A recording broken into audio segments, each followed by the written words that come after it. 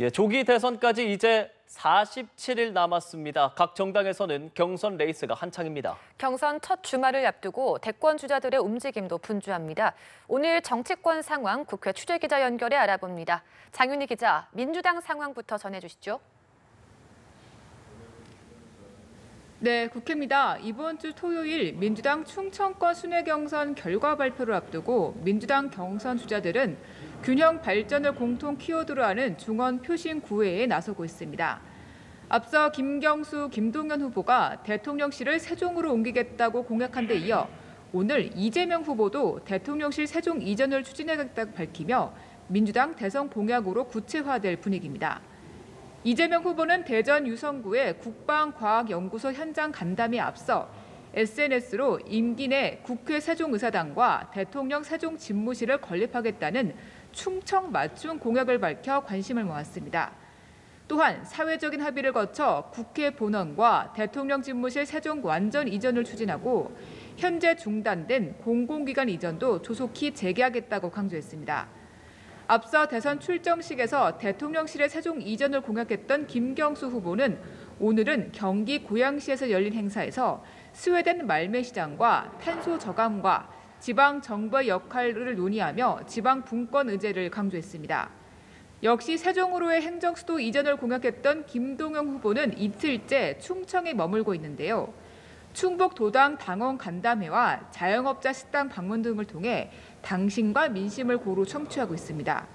3명의 대권 주자들은 내일은 첫 합동 토론회를 앞두고 있습니다. 이후 순회 경선을 거쳐 4월 27일 대선 후보를 선출합니다. 예, 국민의힘은 이번 주말 1차 대선 경선 토론회를 개최하는데 대진표가 확정됐다고요? 네, 그렇습니다. 1차 컷오프에서 추려진 김문수, 나경원, 안철수, 양향자, 유정복, 이철우, 한동훈, 홍준표 등의 8명의 후보는 미디어데이 행사에서 공정 경선을 약속했습니다. 이후 경선 토론을 위한 조별 추첨이 있었는데요. A조에 김문수, 안철수, 양향자, 유정복 후보가 배정됐습니다. 토론 B조에는 나경원, 이철우, 한동훈, 홍준표 후보가 편성돼 치열한 설전을 예고했습니다. 국민의힘은 이번 주말 이틀에 걸쳐 A조와 B조의 토론회를 진행할 예정인데요. 이후 22일 2차 경선 진출자 4인을 발표하고 29일에 3차 경선 진출자 2인을 발표합니다. 과반 득표자가 없을 경우 추가 경선을 거쳐 5월 3일에 최종 후보를 선출합니다. 후보들은 미디어데이 행사를 전후로 각자의 일정을 소화하고 있습니다. 김문수 후보는 오늘 여의도에서 선거사무소 개소식을 열었고요. 홍준표 후보는 국방, 외교 통일 분야 정책을 발표한 뒤 유튜브 채널을 통해 경제노동, 과학기술 분야의 정책 토론회를 생중계합니다. 나경원, 안철수, 한동훈 후보는 각각 언론 인터뷰를 진행합니다. 출마론이 불거진 한덕수 권한대행이 국민의힘 대선 경선에 불참하는 가운데 어제 헌법재판소가 한 대행의 헌법재판관 후보자 지명 효력 정지를 결정한 것을 놓고 정치권은 그 파장을 주시하고 있습니다.